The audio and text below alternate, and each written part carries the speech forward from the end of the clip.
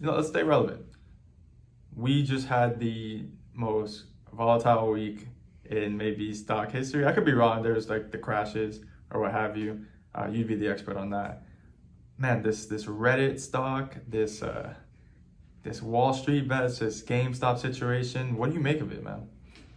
Well, it's definitely been a crazy week. Definitely one for the books because it's nothing like we've seen before in the sense of like the fact that the retail investors are winning against the institutional investors. So that's a crazy shift of power. But when it comes to like what actually happened with GameStop and Reddit and all that, it's like pros and cons. Like it's good that the retail investors are winning and they're getting more knowledgeable and they're getting more involved. But then there's the downside where it's like they're looking at it as a game, the gamble. They're not doing any analysis. Like the fact that the stock is up from $4 to $500 makes no sense. I mean, it's you can look at it as to why it went up, but the actual valuation of the company makes no sense. So as an investor, like a real professional investor, you don't touch that. Now, all these kids, all these young guys, are just gambling. That's what it is. Like if you bought GameStop after $12, $15, it's straight gamble, I think. And you just have to be careful. But it's a good thing, and it's definitely very entertaining for everyone. And you could make money. I've seen a lot of people make money. I think there was one guy who turned 55,000 into 22 million. I saw that, and he held. Yeah, which she's probably down now. I don't know what it is, but it's crazy. The term is diamond hands. I understand. Like, yeah, they say don't have soft hands, have hard hands, and hold this. That's what's going on Wall Street bets. That's basically what I've caught. I'm not on there, but there's bag holders. That's what it is. That's the term. When you just hold on and want to hold on to the losses and don't want to sell. That's interesting. So a couple questions come up with what you just said. The first thing is, do you think that people are kind of being led like sheep and that there are people who are manipulating them into purchasing these kind of, I guess I would say, trendy stocks, these pop music stocks like GameStop, like AMC, or what have you?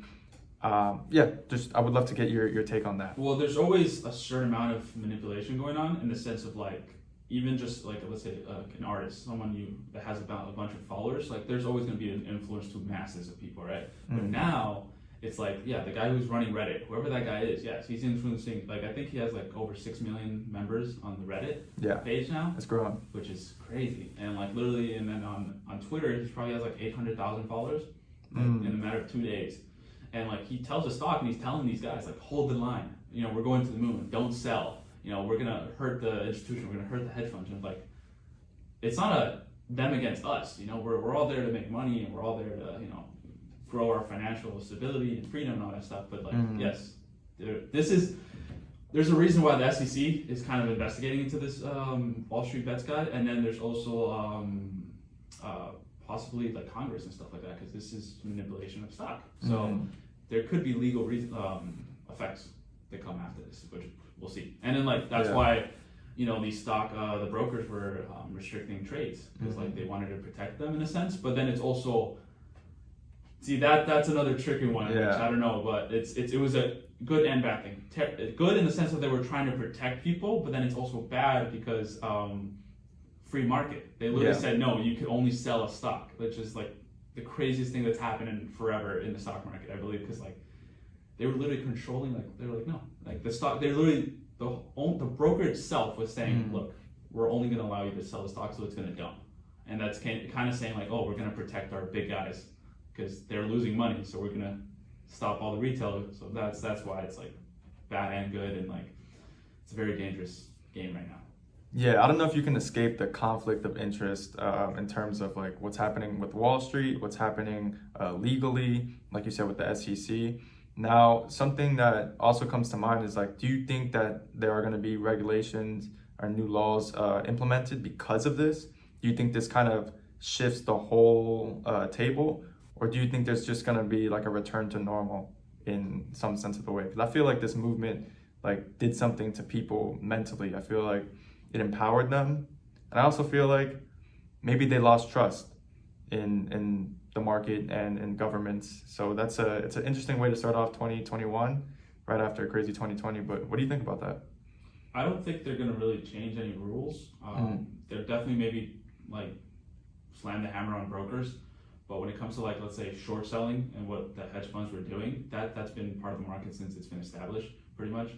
And like, that's just part of the game. So they're not gonna get rid of short selling. That's part of the game. Mm-hmm. Maybe they could say, oh, you can't short over X amount of percentage, maybe. Or after a certain amount of the stock drop, you have to get out or something, or you can't hold it for more than like 6 months, 3 months, whatever, something like that, maybe. But I don't think they're gonna do that. It's just, they're mainly just gonna look at the brokers and just gonna like slap them on the hand and like, guys, you can't do this. And then for everyone else that started this, like the retail guys, they're just gonna learn from it. And Interesting. they're gonna learn by making money and losing it. They're gonna get in late, so FOMO, fear of missing out. So they got in late and now they're down and now they're gonna lose money. And they're gonna be like, oh, I hate the market, I'm never doing this again.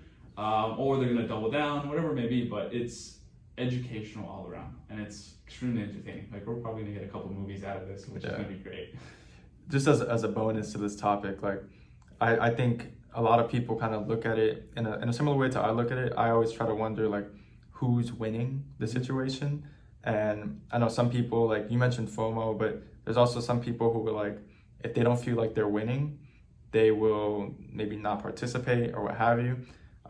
Do you think that there's a winner, or do you think it's really like that random in terms of what's going to be the result of all of this? Like, who's going to make the most cash? There's a winner and loser in everything. There's a balance in everything. You know, it's a law. You know, Newton's first law, whatever it is, right? Or third. One of them. One of them. It doesn't matter. And in the market, especially that, see, when you make money in the market, you're taking someone else's money. That's just how it is. So when you make money, that means there has to be a loser. So when I buy a stock, that means someone else is selling it to me, so I'm giving them my money. And when I sell it, someone else is giving me their money, and you make the difference, right? So there's a balance. Now, hedge funds got hurt; they lost billions of dollars. So they're the losers this time, especially in this time. But they could just make it right back if they want to. Maybe if they have the capital right, if they didn't lose everything, they could just short it again or buy it up or just move on to another company. They have capital. Yeah. But for the retail guys, they got lucky. Some people made money. Now it's your turn to be smart with it. Either don't burn it all, reinvest it, take a break and actually learn what you're doing. So a balance. Yeah, do the knowledge.